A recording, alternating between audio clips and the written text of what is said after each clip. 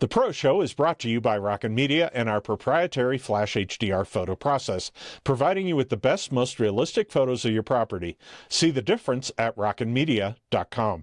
Hi, and welcome to the Pro Show. I'm Rick Machle. On this show, we are talking all about the northern Colorado and specifically Fort Collins area, what's going on in the market up there. If you're looking to buy, what areas should you be looking in for different types of properties? We'll also be getting some staging tips from Carrie Holmes. In addition, Greg will be here to talk all about rentals and Nancy about mortgages. That's next on The Pro Show.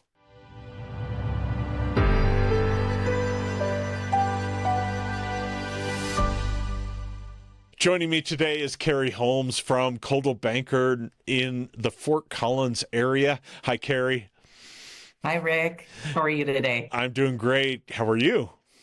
Great. Thanks for having me. This is great. We're going to be able to talk all about northern Colorado today. But before we get to that, let's talk a little bit about Carrie Holmes. What a great last name to be in the real estate world. I know it's spelled with an L, but, you know, it's really pretty cool.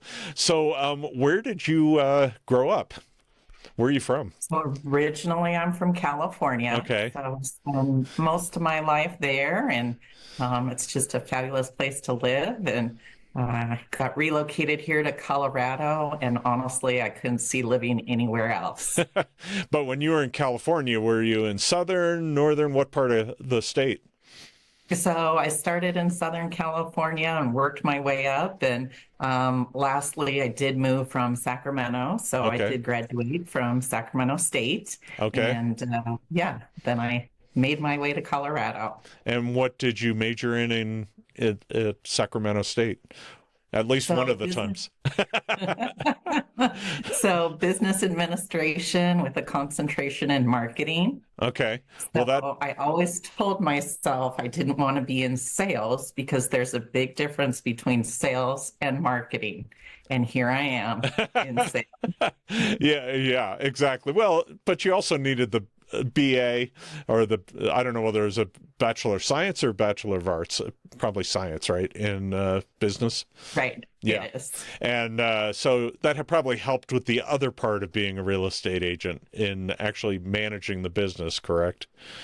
Managing the business, and I love the actual marketing because I do market houses. That's what I do. I advertise them and I put them in the best possible light, and I get into the buyer's psyche and put all those puzzle pieces together. So what brought you to Colorado? Actually, I worked for Hewlett Packard at the time, so I was intern there at HP, and they made me a job offer that I could not refuse. So that brought me out to Colorado. So I never thought I would live in Colorado, but I sure lucked out. And how long you been doing real estate? So I have been doing real estate, golly, over 20 years now, Rick. Well, that's good. That's what makes you a pro. You're on the Pro Show, and having a little bit of experience probably helps. I've known Carrie probably 15 of those, maybe a little longer. Absolutely. So yeah. we've been working together for a long time, and it's great having you on the show. Let's talk a little bit about what's going on in the market.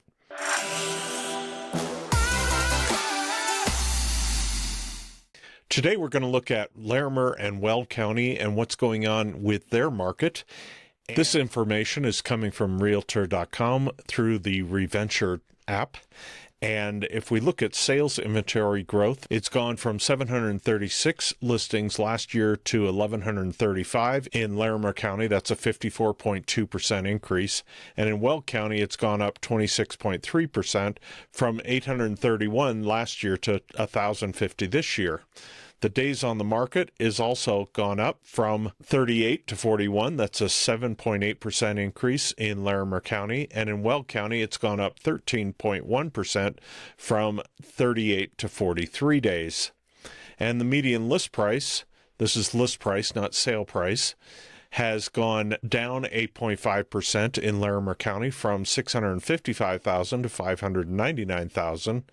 And in Weld County, it's basically flat from 529,900 to 530,000. The new listing count is also up this year, a 50% increase in Larimer County from 524 last year to 620 this year. That's an 18.3% increase over in Weld County. So how does those numbers, even though they're for March and now we're into April, how do those reflect what you're seeing out in the marketplace right now? Well, spring has definitely sprung here in northern Colorado. Hey, kitty, kitty. She's got a cat. I apologize. I'll just pick it up from there. Fortunately, we weren't 5 minutes into this, but right. so those numbers were for March, and so those numbers were. Now I have to get my mouth working. So those numbers were for March, and obviously we're into April. What are you seeing now that we're well into April? Well, spring has definitely sprung, and we are in the spring selling season. Okay. So I always like to say here in northern Colorado, March is kind of the start of the selling season, and April is really a prime time here in northern Colorado. So people are out and about. So they're looking, or they're listing, or both sides? A little bit of both. So the buyers are definitely out there. The ones that are active and motivated in the spring selling season, they're out there and they're looking. We're starting to see a lot more inventory come on the market, which is really great because the buyers are out there. And right now we just need more inventory.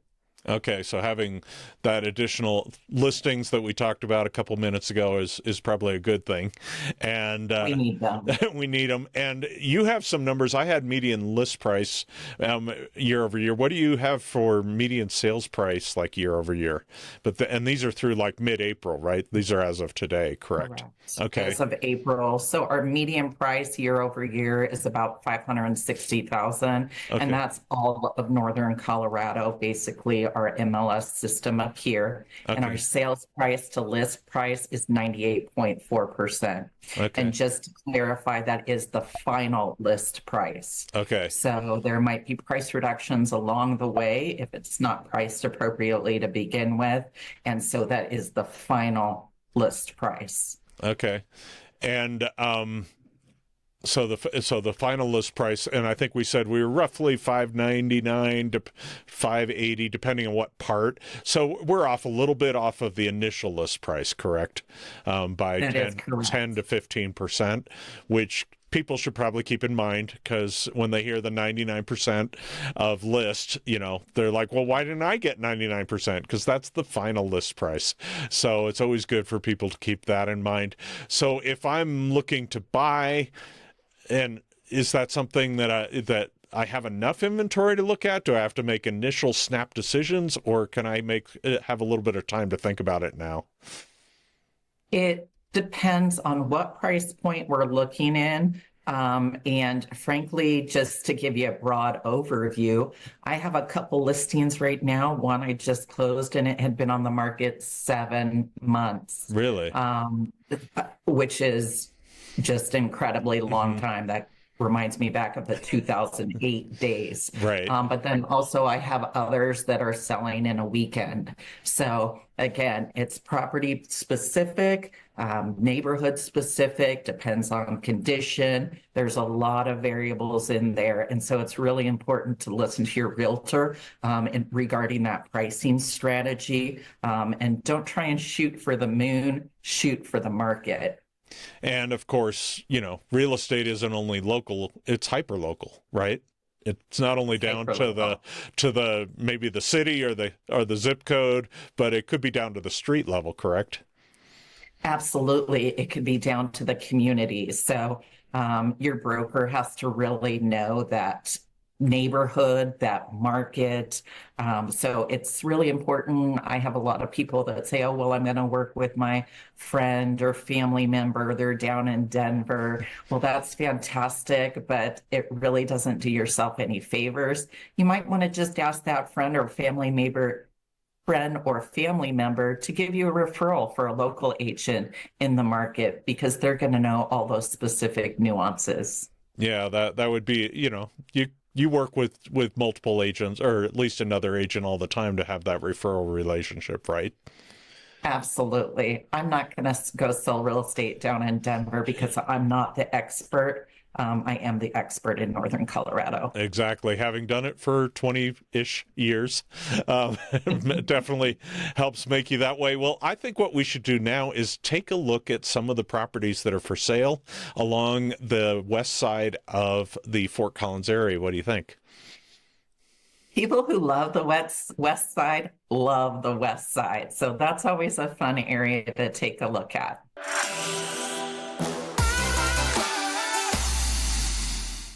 We're going to start on the west side of I-25, way up in the northeast part, and I'm going to use Zillow to do this, and Carrie's going to walk us through what types of properties and price points and what you can expect in these areas. This is kind of our little virtual tour of the area. So I'm going to draw around this Maple Hill, Brightwater Crossing, Richards Lake area. And Carrie, what are the types of properties up here in this area?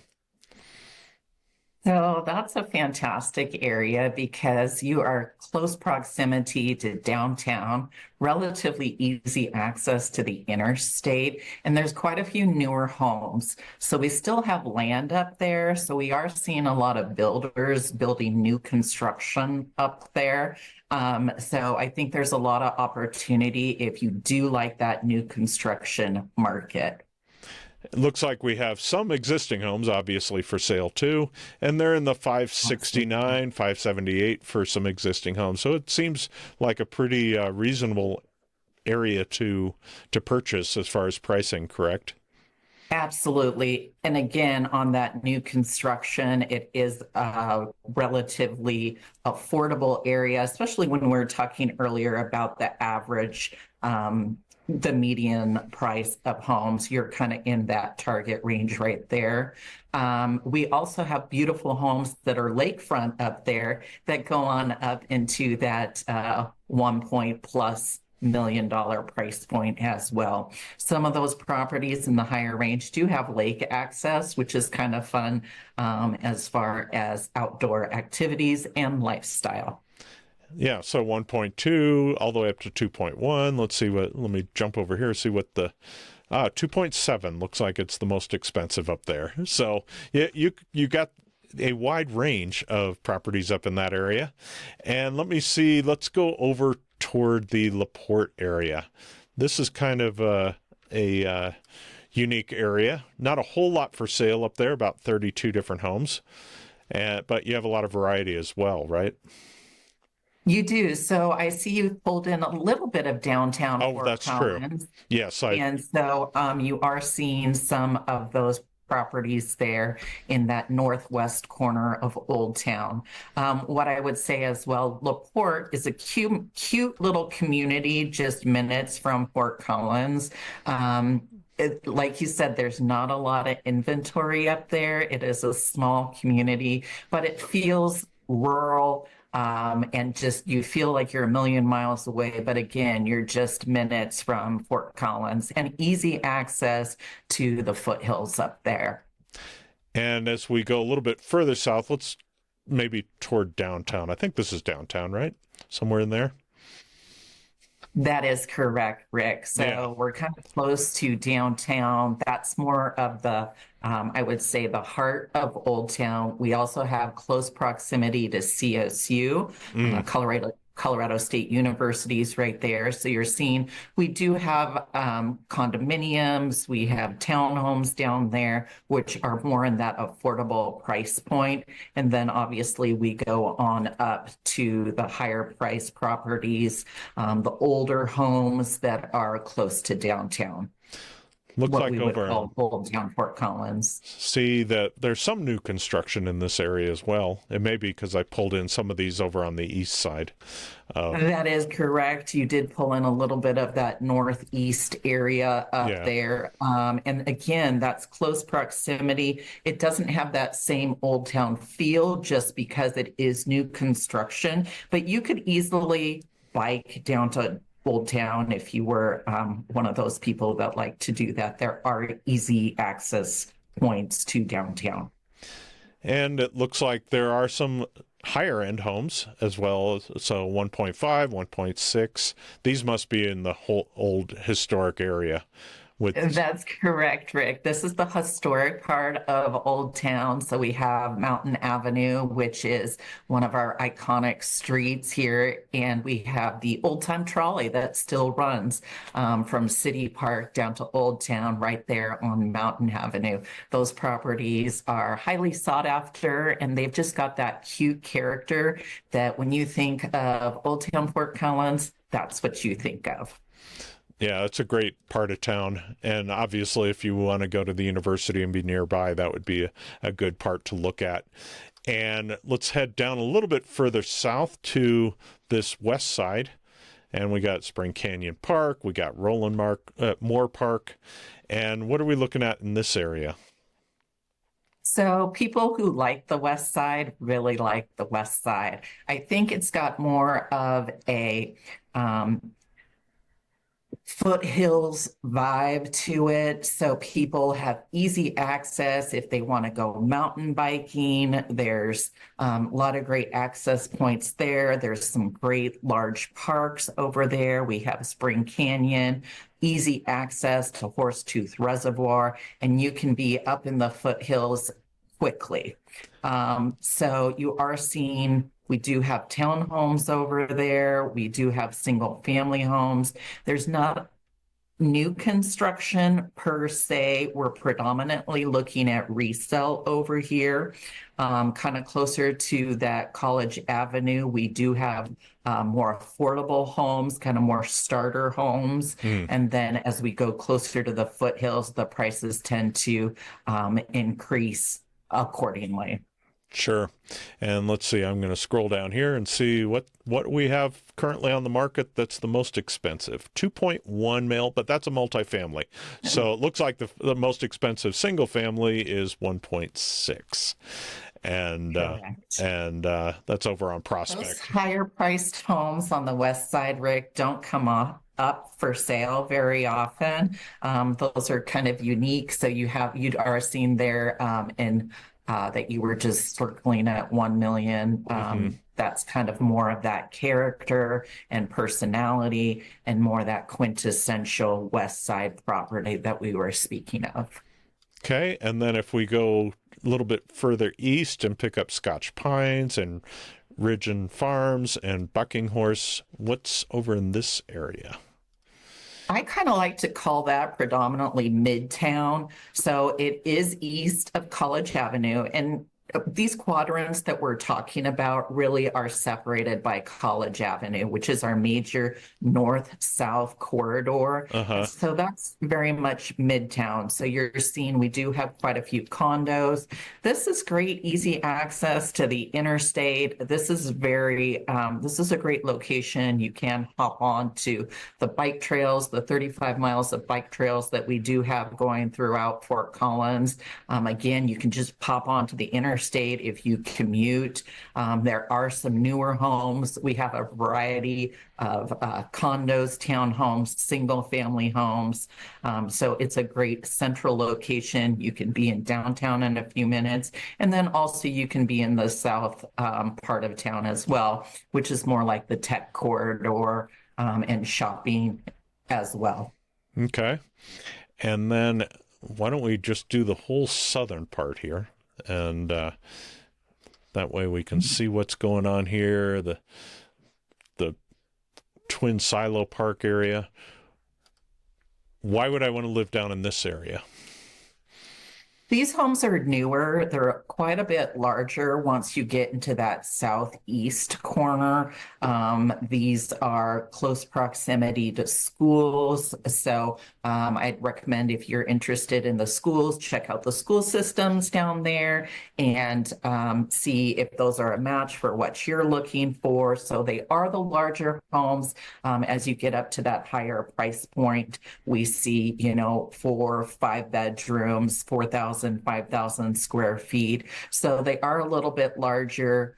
There is some new construction down there, so that's an option as well if you're looking, but not a ton of inventory down there for new construction, but it can be found down in that south central area of Fort Collins. And it looks like currently for sale, one of the most expensive single-family home on the market is, make sure I'm not looking at multifamily, single-family home is a $4.5 million over on Egret Lane. And yes, there's some single family homes. They have a little bit more land, a little bit more space around them. And again, the size, the quality of the finishes is definitely top notch on those properties there. So if I were to choose to go and I want something that's good range, close to school, would you say down in that southwest area? Where would you choose if I wanted to set my kid up to go to CSU and maybe with a couple of their friends in a house? I would definitely say kind of more that midtown area. There's a lot of properties. If you wanted to put your kid in we would call a kiddie condo, okay, where you can purchase the property, your kid can move in, they rent to their friends. I would say for that strategy, I would say west of College, actually, north of Prospect and south of Mulberry. There's a lot of single family homes in there. So you do have a lot of space. There's similar properties in there. So that's a great option if you want single family. If you're looking more for a condo or a townhome, there's some literally within walking distance, right on the bus line, right around that Prospect area, again, staying west of College Avenue. Okay. And if I just want a very affordable single family home, I don't have a kid in college, maybe a starter home. Where is that, the northeast part on the west side of I-25? That if you're looking for some newer homes, that's an option. I don't know how affordable those would be for that real starter home buyer. But I would say let's focus on the midtown Fort Collins, whether it's east or west of College Avenue. That midtown area is a great area, and that would be looking like north of Horsetooth area, south of Prospect. Okay. And if I'm willing to put in a little bit of elbow grease, there are probably some existing homes that haven't been updated yet that you could probably get a little more affordably and do some work on, right? Absolutely. And those are sprinkled throughout our community for sure. Yeah. But if I want something that has been updated, you also have those. You're just going to pay a little bit more, right? Exactly. Okay. Yep. The more move-in ready, the more money. Well, this has been a great tour of the west side. We'll have to have you back and we can talk about Severance and some of the other areas over on the east side of I-25. And I appreciate the little tour here today. Thanks, Carrie.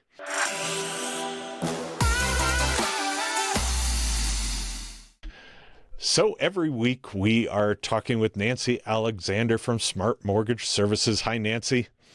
Hi, Rick. How are you? I'm doing great. Thanks for joining us. So there's been a lot of talk in the news about the Fed chair not being able to lower rates because of what's going on with tariffs, and maybe that's going to cause inflation. But if I'm buying a house, do I really care about as much about that?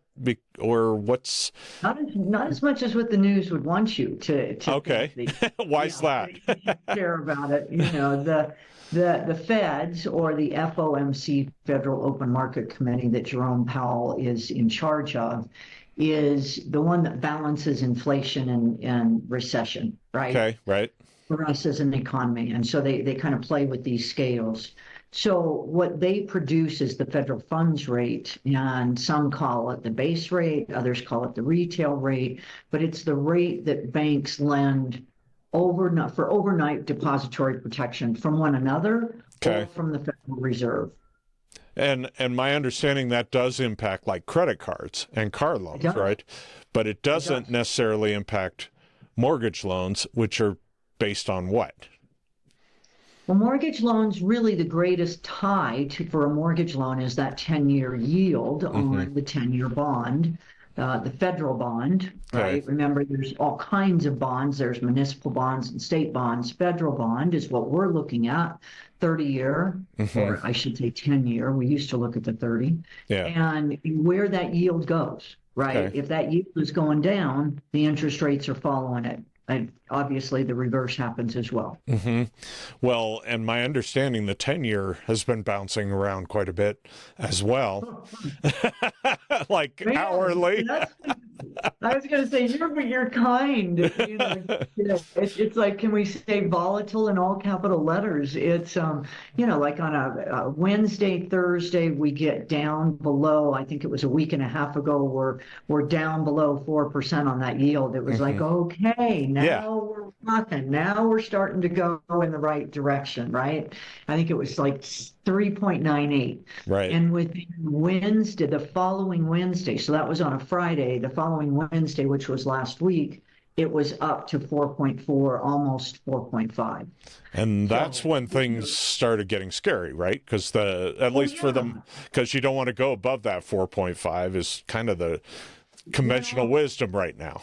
Well, if you do, you're back up into the 7.5s, 7.25, 7.5 for interest rates, Right. and that's when people start to feel the pain. Right. When we can get in that median, believe it or not, interest rate, look at the last 10 years, 15 years, 20 years, right? Right. 6.25, 6.5 even. Right. It's somehow palatable, certainly more so than a point higher at 7.5. So yes, it's important that yield stays down. One of the things, Rick, I heard, and I haven't read up on it, is that we were dumping bonds, we being the federal government, were dumping bonds into the marketplace, right? I don't know if it was 25 billion or 25 million, whatever it was, a week. Right. And from what I understand, that's pulled back significantly. And we're in the process of buying our own bonds again, which generates that yield to go lower to give relief for that home buying. So, yeah, if you can jump on as a consumer a site that you're following that 10-year yield, you'll get a good indication as to when to jump and when not to.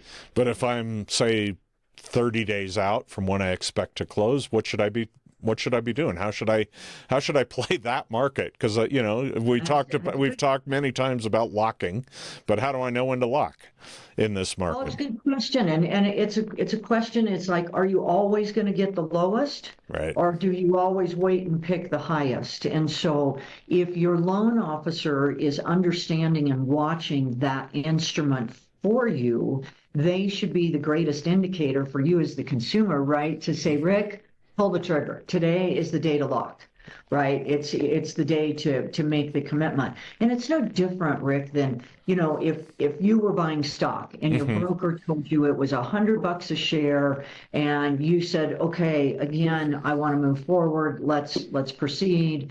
And you buy that stock at $100 a share. The next day, that stock opens up at $90 a share. You don't get to call your broker back and say, I hope you didn't exercise that option for me, right? Yeah. So you can't say that, but the broker's going to say, oh no, we bought it. Okay. So again, because it's so volatile, are you always going to hit the low? I don't know. I don't know. That's the game, right? Yeah. So you have your closest, but it's still a gamble because something could happen tomorrow.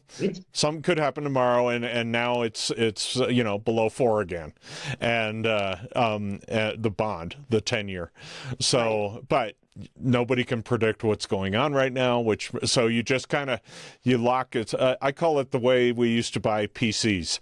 You bought a PC and you stopped looking because next week it's going to be a lot cheaper. And it's going to change, right? right. And it changes. And there for about 2 decades, that was the way it always was. You just say, okay, I'm going to buy it and stop looking. And I think the same is probably true once you lock that mortgage. And is there such a thing as a product where you can continue to relock at a lower rate if it goes down? Indeed. Okay. There is. It's a great question. There is a rate renegotiation, and typically if you're a quarter point, so you lock at 7, market drops to 6.625, can you get the better rate? Absolutely. Go back to your loan officer and say, go back in and renegotiate for me. Yeah, and get that relock done. It may cost you. Right. If your loan officer's not picking up that cost, then negotiate, Okay. right?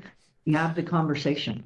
Well, obviously, in these days of turmoil, you want to be working with somebody who's a pro, and Nancy is one. If you want to work with her, or if you want to talk more about how this all works, feel free to reach out to her on the screen. And as always, great to see you, Nancy, and we'll see you next week. Sir.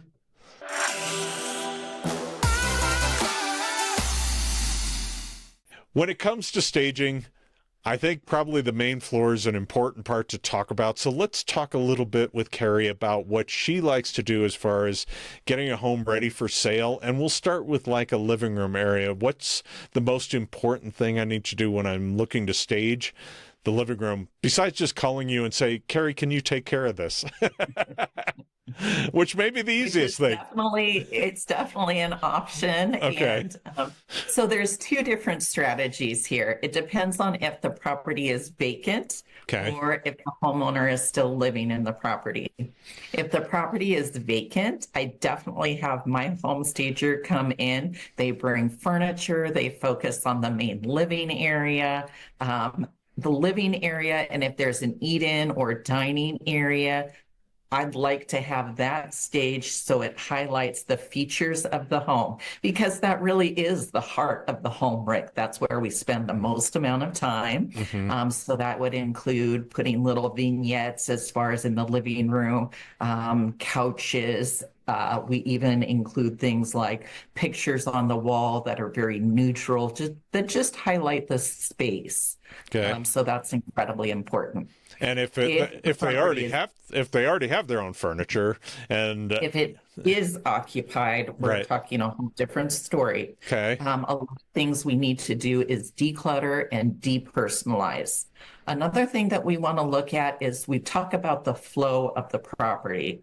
How you live in a home and how you sell the home are two different things. So maybe you have your couch oriented, so it focuses on the TV, but when we're selling the home, we might need to adjust things so it really highlights the features. If you have a fireplace or a view of the backyard outside, tons of windows, we need to focus on that. So we might even say, hey, maybe take this piece of furniture and put it in the garage for now because it's obstructing the flow of the property.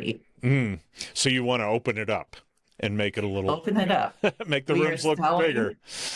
We are selling square footage. You're right. The more square footage that we can highlight and the better the functionality of the property, that's what we're looking for. And what about window blinds, curtains? You know, if I've got 25-year-old curtains, do you deal with any of that to neutralize it, or do you just try to minimize it, or is it just the way it is? Most of the time, they need to go. Okay. The window treatments, the curtains, they might be dusty, they might be taste specific. So a lot of times we do take those down and those go away. As far as like blinds and things like that, if they're good quality, we just ask that you open them up, put them up, because again, we want all that beautiful light to come in so somebody can see how they would actually live in the home. Okay. But don't be offended if Carrie says, those curtains need to go, because you love them and you've had them there for 25 years, obviously, or you wouldn't have them, but it's no longer, I always like to say, it's no longer a home. You're trying to sell a house and turn it into a home for the next person. And you've lived in it as a home, as the homeowner, and they live at, and you're trying to sell a house, square footage, and something that's contemporary, right? Absolutely. It is a commodity at that point. And I think people have a hard time doing that mind switch from this is my home to I'm selling a commodity. So it's a difficult adjustment. But again, that's why we realtors are here, is just to help you get the most amount of money possible for your property. Yeah, you don't want to insist on being dogmatic about those drapes, and that may cost you 10 grand because they're like, yeah, they can't get through it. And now you're on the market a little bit longer because people can't get past it. And so also on the main floor, you've got the dining area. And if I've got a big dining room table, do you shrink it back down if it's got a leaf in it? Or do you like to keep it large, or does it depend? It totally depends on the size of the dining space. Okay. So again, we want to make sure that it seems spacious. So I'm not going to put a tiny little vignette in there if I have a huge dining room, because I do want to highlight the size of the dining room and the opportunities for entertainment in there. So it just depends. Again, we want to make sure there's a lot of flow. You have to think that potentially you will have 4 people walking through that property at the same time, the realtor, maybe the families coming through. So we want to make sure that everybody can walk through that space and there's not a lot of congestion when I go into that space. So if there's a big hutch that might be blocking some of that flow, you might ask them to put it in the garage, provided they have a garage, or storage, or a pod, so that can open it up as well. You're probably using it for storage, but of plates and things like that, but you don't need to show that off. And do you find that something like that may even detract from or make people think there isn't enough storage if they're like, yeah, I have to go buy a hutch if it's in there? So I think a hutch is very taste specific. Those are very popular with, dining room sets. Right. But again, we want the flow, so that kind of impedes that. Now, there are a lot of times where a hutch, you just can't move that piece. And a lot of times a hutch is in more of a formal dining space. So again, it's property specific as far as that goes. But when you're looking in the hutch, I want less is more. So declutter, depersonalize. I tell people you're moving. Right. Box up the china, and less is more, so it doesn't look cluttered. And what about the kitchen then? Are we, speaking of clutter, because we all clutter up our kitchens like crazy? That's a tricky thing because we still do have to live in our homes. Okay. For me, the most important thing is let's clear off those countertops, especially for the photography, if you're having an open house, so people can see themselves living there. They don't need to see your bread maker or your mixer. So go ahead and put those away in the pantry. Declutter those countertops so people can envision themselves having their morning coffee there and enjoying family time. And it's not technically staging, but what about windows and having them cleaned? Is that important? Because, we get a lot of dust here in Colorado, and sometimes you get an early morning showing or an early morning photo session. May not be good to have those all dirty, correct? It makes a huge difference. It really does. And I think it's more affordable than people realize. So the window treatment companies can come out, they can clean the windows, they'll clean the screens as well. In fact, I just had that done on a property and it cost $185. Wow. So it's affordable, right? And it makes a huge difference. Those windows probably hadn't been cleaned in, 10, 15 years. And it just made a huge difference. It lets all that light in. And so it's definitely a must. Yeah, that's a good point. And kind of also along those same lines, the lighting itself in the rooms. How critical is it to have all the bulbs in, all the same color temperature? Or do you care about that? Or is that just like whatever? I do care. Okay. So, especially in a bathroom, if we have bulbs of different lighting, it just shows a lack of consistency, and people want to see consistency in a property because that tells me they've maintained the home, they've loved the home, they've taken care of the home. When we have a photo session, as you well know, Rick, we make sure all the lighting is on, the blinds are open. We want people to see the best case scenario on that property. So we definitely want that to shine. People like homes that are light and bright. And do you recommend painting at all, or is that really case specific? If it looks good, it's fine, or what? It is. It's very property specific. Sometimes I'll go into a home and they've had a lot of artwork on there. And obviously, as part of that declutter, depersonalized process, we're likely going to have to take down a lot of those family photos and the artwork. We want to neutralize things so people can see themselves living in it. If we do end up with a lot of holes in the wall, patch jobs, maybe I will recommend that. Or if it is a very taste specific color, we might want to neutralize that. Paint is cheap. Now, let's just say the painting the room is going to cost you a couple $100. But if I can net you more money, it might make sense. I think nowadays, Rick, it's important that properties be more move-in ready. We're not in the market that was 4 years ago where people were just excited to get a home. Right. Again, now we're in the market of the more move-in ready, the more money you get.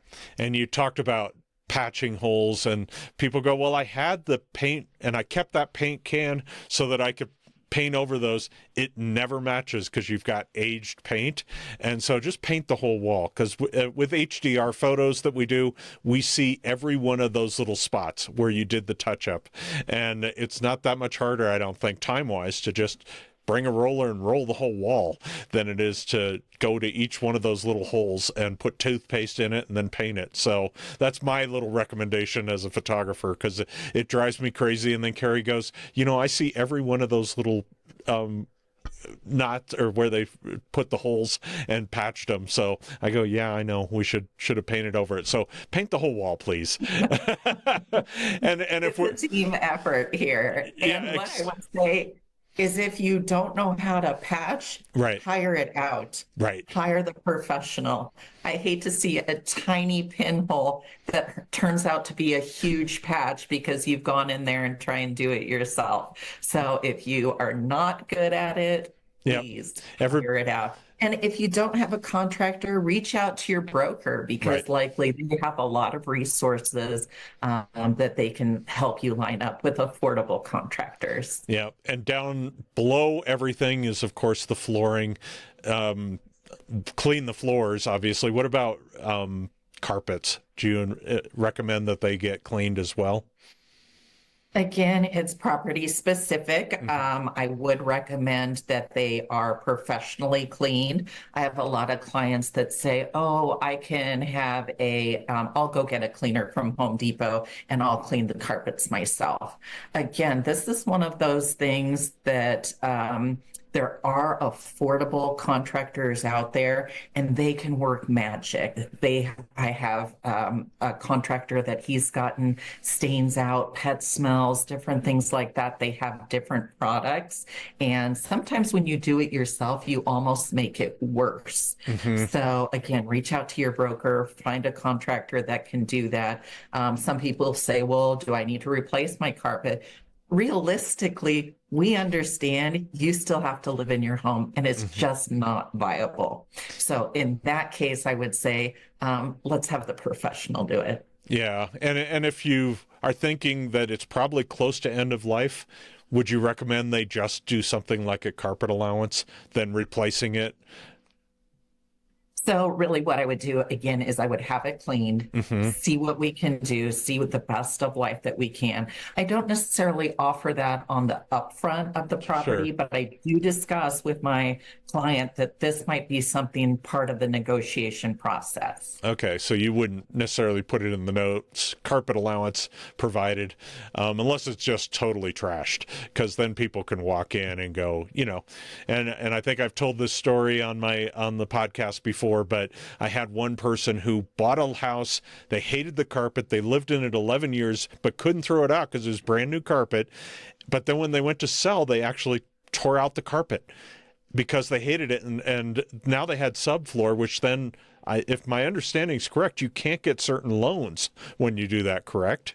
because Correct. yes. You cannot finance a home unless the flooring is in. Yeah. So they would have had to gone back and install carpet, yeah. vinyl, something. It's only happened once in the 20 years I've been doing this, it shocked me. And I hated our carpet, and I wasn't going to do that to the next people, but I was like, okay, so yeah, don't tear it out. Just kind of make it look its best, and then have your broker handle those objections when they come into that situation. And then you talked a little bit about smells. What do you do to stage relative to making the home smell nice? I guess is the best word for it. So my preference is not to put a lot of smells in the property. It's always nice to, especially spring, let that fresh air in, get some circulation going. I don't like those plug-in scents. A lot of times they get really heavy. When I walk into a property, I kind of think to myself, what are they trying to cover up, right? Exactly. So there's charcoal bags that you can put in a property, and those kind of absorb smells. Okay. So I would rather have somebody do something along those lines.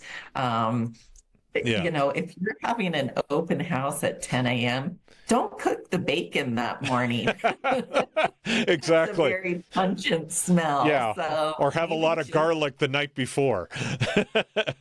No fish for dinner. No fish for dinner, but maybe some chocolate chip cookies before the open houses. No? Absolutely. Yeah. Oh, you would do that. Smell is just that chocolate chip cookie is a homey smell. People can relate to it. That I can definitely get on board with if you've got some cinnamon, things like that. But also I've had clients walk in, maybe they're pregnant and they're very sensitive to those smells. Also, people have allergies and it's just an immediate turnoff. So think fresh. Fresh scents work, but other than that, kind of stay away from those plugins with those really heavy smells. Yeah, I walk in, I go, you're right. First thing I think of is, okay, they must have a big dog or cats or what's going on? Why are they doing this? And you don't want to raise that eyebrow when somebody walks through, and just make it neutral. So smells need to be neutral too, right? Exactly. What might appeal to one person doesn't necessarily appeal to another.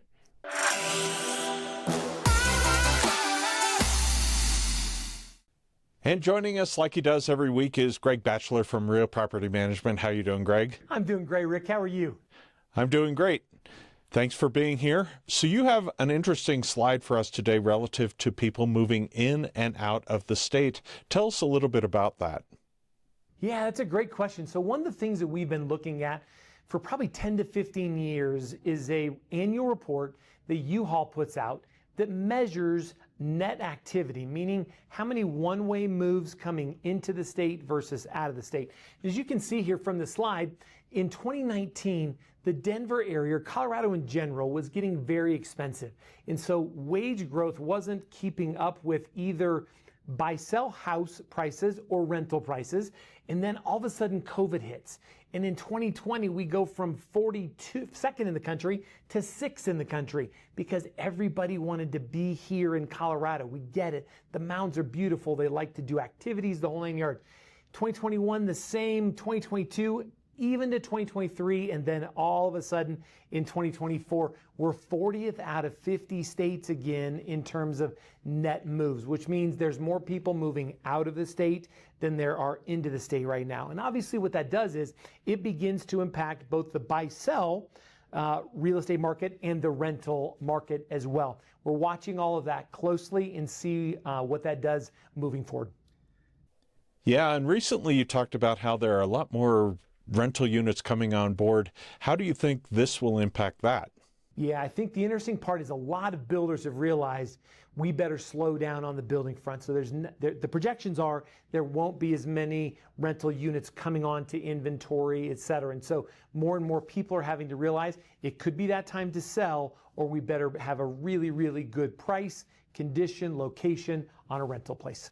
Well, that's great. Thanks for the information, Greg. If you'd like to get a hold of him, you can do so by reaching him at the number on the screen. And as always, great to have you here, and we'll see you again next week. Likewise, Rick. Have a great day.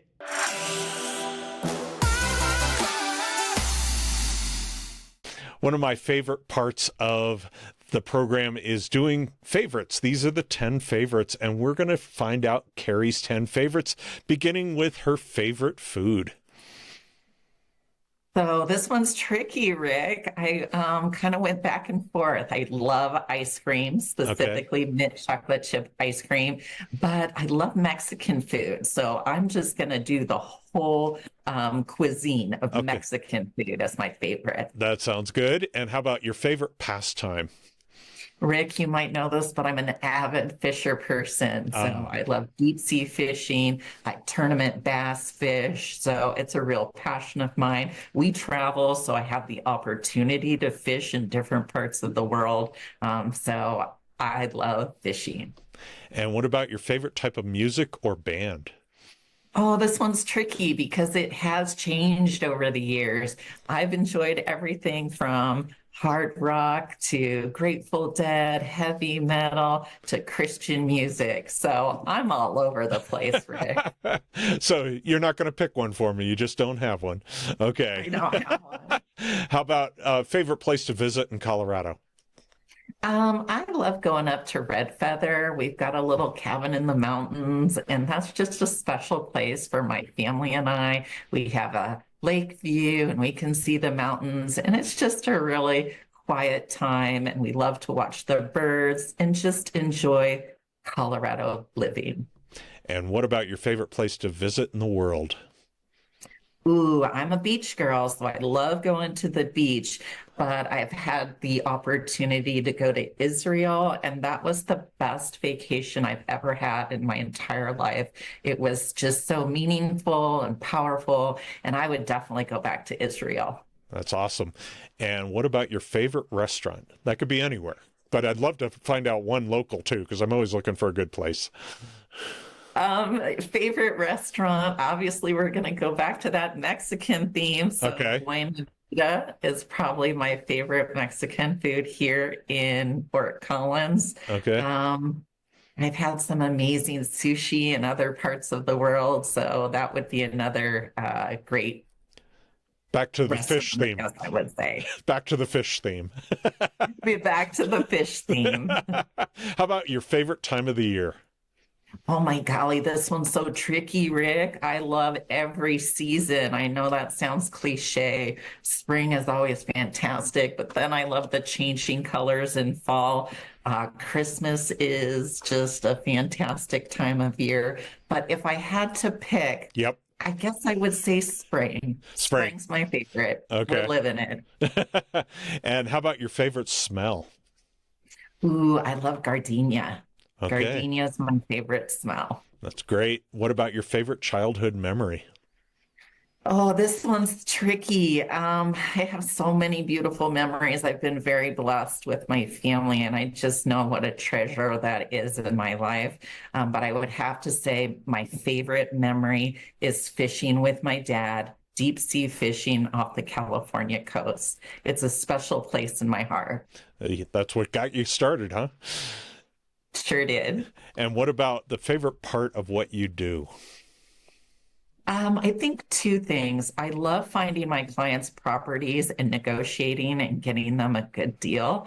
And that can look various ways with people. But I think my favorite, and it doesn't happen all the time, is that I really appreciate the opportunity to work with people who need my help. Right. And that they just couldn't do this without me. For example, this week I've had a chat with a client, and she's going to be selling her property. She's currently in a care facility, and she just doesn't have the resources. So I'm going to actually drive down to Loveland, pick her up, help her. We're going to walk through the property together. It's just those special opportunities that I know she needs me, and I'm going to do everything I can to help her get her home sold for top dollar. And those kinds of things just don't come along often, but it just is a special place in my heart to help those kinds of people. Well, now you know a little bit more about Carrie.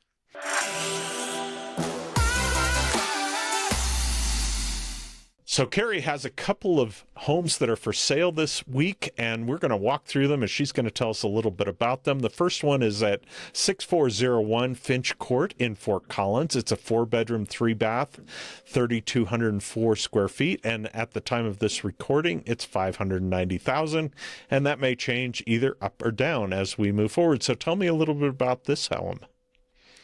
Well, I'm really excited to showcase this one for you, Rick, because this is a ranch-style patio home. You can see that great staging that we were talking about earlier, highlighting the features of the property. So this home is vacant and has been staged. What's really great, this is a 4-bedroom, 3-bath home. So it is a ranch with a finished basement.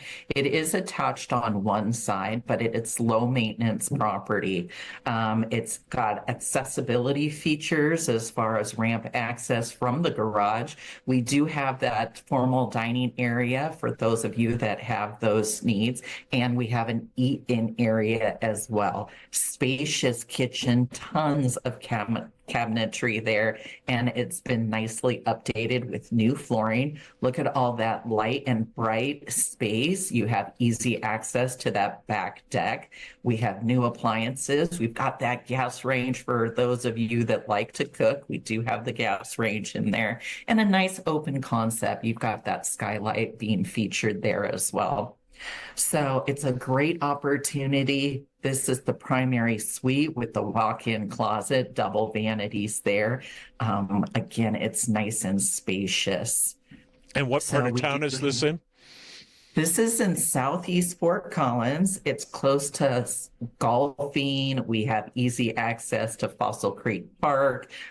So really great proximity for those outdoor features as well. Washer and dryer are on the main floor. So it is fully a functional property on the main level. Here we do have that garden level basement. Again, you've got a bedroom down there with 3/4 bath and huge rec room. So I was really excited to show this one to you, Rick, just because it just came on the market yesterday. I don't expect it to be on the market long.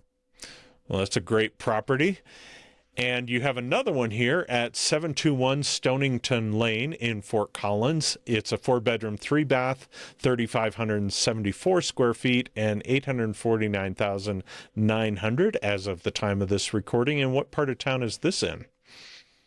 This is in Southwest Fort Collins, and I did want to highlight this one as well for all the viewers because this is a move-in ready property. We've got all those specs that you are looking for. We've got that 3-car garage. We've got the beautiful high ceilings with the architectural details here. You've got the living room and the family room. We also have a formal dining room here. There's plenty of space to spread out as well. We've got a beautiful open concept kitchen here. And this is a really fun floor plan, Rick. It's not one that you have seen before. So again, we've got that huge kitchen. We've got that walk-in pantry, the stainless steel appliances, spacious. We've got a fireplace here with direct access to the backyard, and it's a nice, comfortable, cozy, open concept there as well. We have a main floor office, which could also be a family room, or excuse me, a bedroom, or great for family members that might need that main living access when they come to visit. Huge. We do have that huge primary suite on the second floor. And what I would tell you is that actually overlooks open space. So if you're looking for a foothills view from your primary bedroom, this is the property. We've got additional bedrooms up, and then we have a full unfinished basement. So if you need storage, if you have an idea for a design on that lower level, that is a blank slate waiting for you. Here is Pictures, it's really hard to capture the view, but this has a view out to the foothills that's second to none. You can see the sunsets right there from your backyard. It's just a real gem here in Southwest Fort Collins. Well, these are both great properties. If you want to take a look at them, feel free to reach out to Carrie, and I'm sure she'd love to show them to you. It's been awesome catching up with Carrie today and finding out a little bit more about the Fort Collins area, the northern Colorado area. It's great having you on. Obviously, if you want to get a hold of Carrie, you can reach out to her at the number there on the screen. She'd love to help you find your home or help you sell your home if you are in the market of getting either downsizing, upsizing, or just right-sizing.